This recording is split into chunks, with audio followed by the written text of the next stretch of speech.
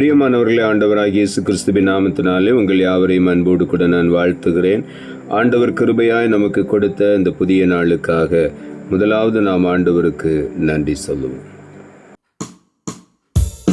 கூடாதது ஒன்றும் இல்லையே, கூடாதது ஒன்றும் இல்லையே, நம் தேவனால் கூடாதது, கூடாதது ஒன்றும் இல்லையே, நம் தேவனால் கூடாதது, கூடாதது ஒன்றும் இல்லையே. நீ விசுவாசித்தாலே தேவ மகிமை காண்பாயே, நீ விசுவாசித்தாலே தேவ மகிமை காண்பாயே. பலப்படுத்தும் கிறிஸ்துவாலே பெரிய காரியம் செய்வாயே, உன்னை பலப்படுத்தும் கிறிஸ்துவாலே பெரிய காரியம் செய்வாயே. மனுஷரால் கூடாதது தேவனால் கூடுமே, மனுஷரால் கூடாதது தேவனால் கூடுமே, மனுஷரால் கூடாதது தேவனால் கூடுமே, மனுஷரால் கூடாதது தேவனால் கூடுமே. இந்த நாளுக்கு அந்த ஆண்டவர் கொடுக்கிற ஒரு வார்த்தை 1 யோவான் புஸ்தகம் 5ஆம் அதிகாரம் 4வது வசனம். 1 யோவான் 5:4. தேவனால் பிறப்பதெல்லாம் உலகத்தை ஜெயிக்கும், நம்முடைய விசுவாசமே உலகத்தை ஜெயிக்கிற ஜெயம். இதை காலை வேளையில் ஆண்டுடைய வார்த்தை சொல்லுகிறது, நம்முடைய விசுவாசமே உலகத்தை ஜெயிக்கிற ஜெயம். அதே வசனத்தில் தேவனால் பிறப்பதெல்லாம் உலகத்தை ஜெயிக்கும் என்று எழுதப்பட்டிருக்கிறது. 1 கொரிந்தியரின் புஸ்தகம் 15ஆம் அதிகாரம் 57ஆம் வசனம் சொல்லுகிறது, நம்முடைய கர்த்தராகிய இயேசு கிறிஸ்துவினாலே நமக்கு ஜெயம் கொடுக்கிற தேவனுக்கு ஸ்தோத்திரம். இயேசு கிறிஸ்துவினாலே தான் நாம் ஜெயத்தை பெற்றுக்கொள்ளுகிறோம். கர்த்தராகிய இயேசு கிறிஸ்துவின் மேலே நாம் விசுவாசம் வைக்கும் பொழுது நாம் ஜெயத்தை பெற்றுக்கொள்ளுகிறோம்.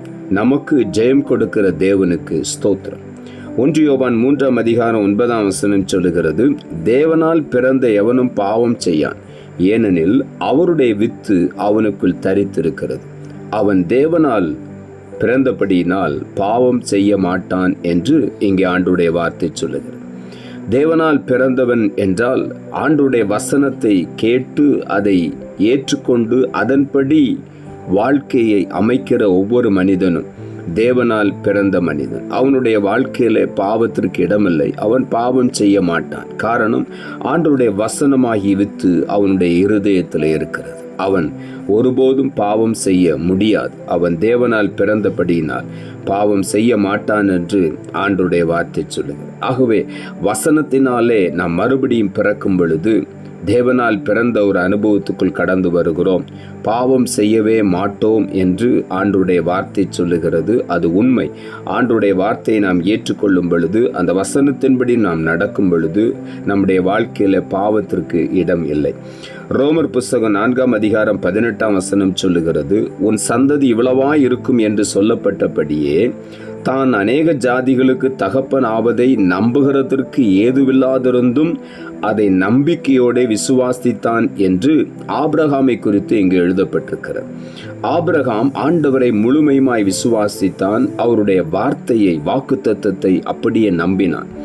ஆண்டவருடைய வார்த்தை என்ன சொன்னது? உன் சந்ததி இவ்வளவா இருக்கும் என்று ஆண்டவர் சொன்னார். உன் சந்ததியை வானத்து நட்சத்திரங்களைப் போல, கடற்கரை மணலைப் போல எண்ணி முடியாத அளவுக்கு நான் ஆசீர்வதித்து பெருக பண்ணுவேன் என்று ஆண்டவர் சொன்னார். அந்த சொல்லப்பட்டபடியே அநேக ஜாதிகளுக்கு தகப்பன் ஆவதை அவன் நம்புவதற்கு ஏதுவில்லாதிருந்தது என்று வேதம் சொல்லுகிறது. அதை நம்பக்கூடாததா இருந்தது. காரணம், அவனுடைய 75 வயது வரை அவனுக்கு குழந்தை இல்லை. 75வது வயதில் ஆண்டவர் வாக்குத்தத்தம் கொடுத்தார். 25 ஆண்டுகள் காத்திருந்தான்.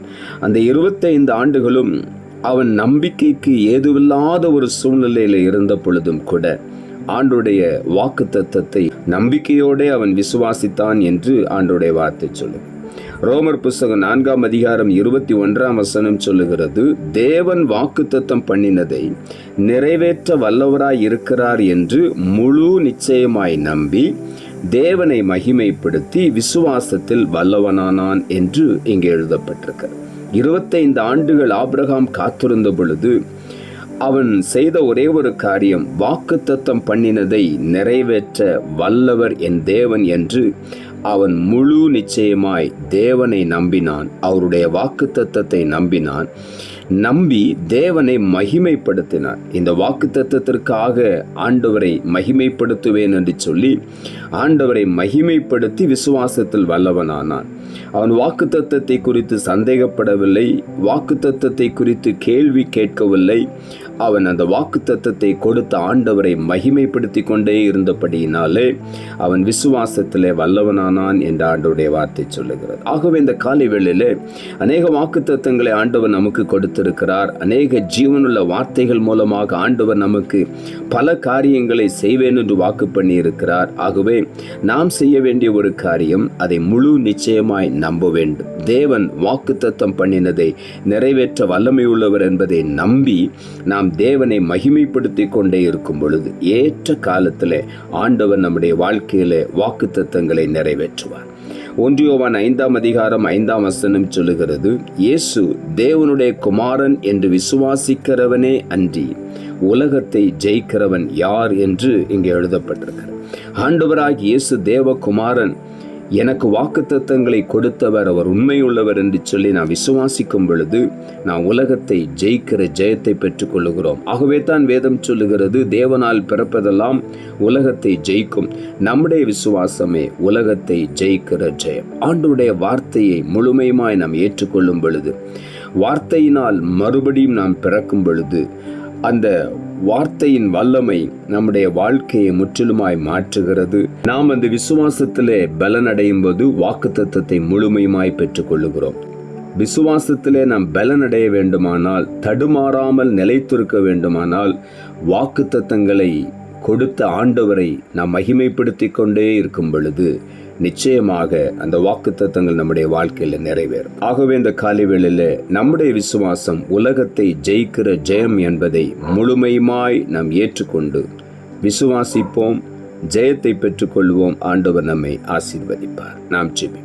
அன்புள்ள ஆண்டவரே, கிருபையாய் நீர் கொடுத்த இந்த புதிய நாளுக்காய் மறுபடியுமாய் உமக்கு நன்றி செலுத்துகிறோம். ஆண்டவர் கொடுத்த ஜீவனுள்ள வார்த்தைக்காக நன்றி. தேவனால் பிறப்பதெல்லாம் உலகத்தை ஜெயிக்கும். நம்முடைய விசுவாசமே உலகத்தை ஜெயிக்கிற ஜெயம் என்ற வார்த்தையை கொடுத்தீர். இந்த காலை வேளையில வசனத்தை கேட்டுக்கொண்டிருக்கிற ஒவ்வொருடைய வாழ்க்கையிலும் எந்தெந்த பகுதியில் விசுவாசத்தில் பலவீனம் அடைந்திருக்கிறார்களோ இந்த காலை வேளையில் அதை உணர்ந்தவர்களாக வாக்குத்தத்தம் பண்ணின தேவன் உண்மையுள்ளவர் என்று சொல்லி தேவனை மகிமைப்படுத்தி விசுவாசத்தில் பலனடைந்து எல்லா ஆசீர்வாதங்களையும் சுதந்திரித்துக் கொள்ள உதவிச்சு தாழ்த்துகிறோம். இரட்சகர் இயேசுவின் நாமத்தில் ஜெபிக்கிற நல்ல பிதாவே, ஆமென்.